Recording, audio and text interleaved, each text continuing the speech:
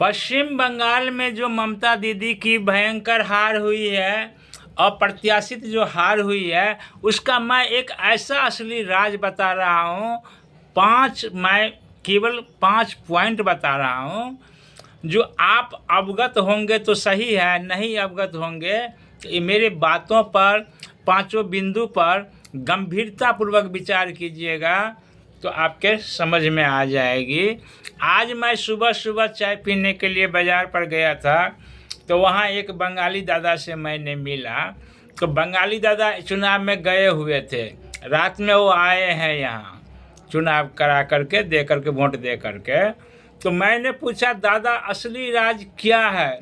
इस तरह से अप्रत्याशित जो हार हुई है तो राज क्या है? तो संक्षिप्त में वो 5 राज बोले प्रिंसिपल साहब। ये 5 मैं राज की बात, पॉलिटिक्स की बात बताता हूँ। ममता दीदी का जीत का मुख्य कारण होता था आतंक नीति। पहला था आतंक नीति। अब कल चुनाव है तो आज शाम क्या किया, तो इस मोहल्ले में एक बम विस्फोट करा दिया, और बम विस्फोट करने वाले ही हल्ला मचा दिया कि गुंडा आ गया है, गुंडा आ गया है, गुंडा आ गया है। अब गुंडा की आतंक से कल जो है सनातनी लोग, हिंदू लोग, या बीजेपी के पक्षधर या अन्य दल के पक्षधर, तृणमूल कांग्रेस को छोड़ करके, वो लोग डर के मारे वोट गिराने नहीं जाते थे, इनकी संख्या घट जाती थी।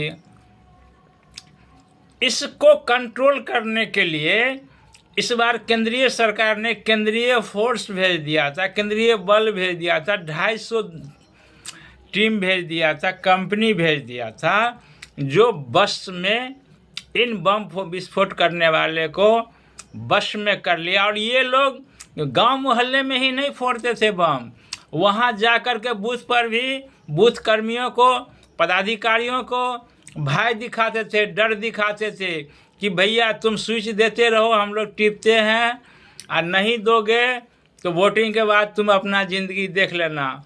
तो उन लोग अपना डर के मारे स्विच दे रहा है। कुछ सीमित ही लोग वोटिंग करते थे, असली वोटर पहुंच नहीं पाते थे। यह पहला नीति था। दूसरा नीति था अर्थनीति।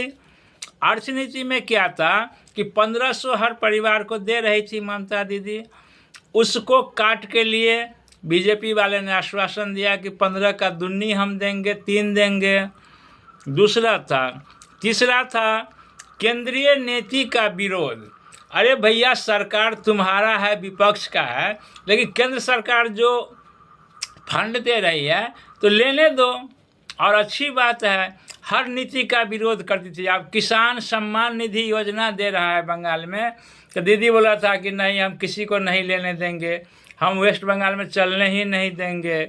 इससे लोग बौखलाए हुए थे, बहुत दिनों से बौखलाए हुए थे कि केंद्र सरकार जो मदद देती है पूरे भारत देश में देती है, तो बंगाल में लागू क्यों नहीं दीदी होने देती है। और चौथा था कि बंगाली भाषा में ऐसे मधुर भाषा होते हैं बंगाली कि दिल और दिमाग में लोगों को बंगाली भाषा बोल बोल करके आमार सोनार बांग्ला, आमार सोनार बांग्ला, ये सब कर करके हम बाहरी को आने नहीं देंगे। अरे बाहरी कौन है? सब भारतवासी ना है। वहाँ अस्थाई बंगाल के भी तो लोग बीजेपी वाले हैं, तो बाहरी कैसे हो गया? आप अस्थाई हो गए और लोग बाहरी हो गए। इस भाषा को यहाँ रह करके, डेरा डाल करके, इने गिने चुने चुने विधायक, सांसद पूरे देश से वहाँ भेजा गया था कि अपनी भाषा में आप लोगों को समझाइए। आप अगर बिहारी हो तो बिहारियों को समझाइए, आप अगर यूपी वाले हो तो यूपी वाले को समझाइए, गुजराती हो गुजराती को समझाइए, मरवाड़ी हो तो मरवाड़ियों समाज को समझाइए। इस तरह से, और भय मुक्त करने के लिए केंद्रीय बल थी, इस तरह से दी थी। और पांचवा था कि केंद्रीय जो कर्मचारी थे या राजकर्मी कर्मचारी जो थे, सबसे बड़ी बौखलाहट थी राजकर्मी यानी सरकारी कर्मचारियों के बीच में। यह बौखलाहट थी कि उनको जो सुविधा मिलना चाहिए, डीए मिलना चाहिए, एरियर मिलना चाहिए, हाउस रेंट मिलना चाहिए, ये सारी सुविधाओं से वंचित करके रखी हुई थी कि नहीं अभी नहीं देंगे, कल देंगे, परसों देंगे, इस साल देंगे, उस साल देंगे। लगभग 10-12 वर्षों से वहाँ के राज्य कर्मचारी हो, केंद्र कर्मचारी हो, त्रस्त हो गए थे, बौखलाए हुए थे, और उन लोगों के मन में जो बौखलाहट थी उस बौखलाहट को उजागर कर दिया। नमस्कार।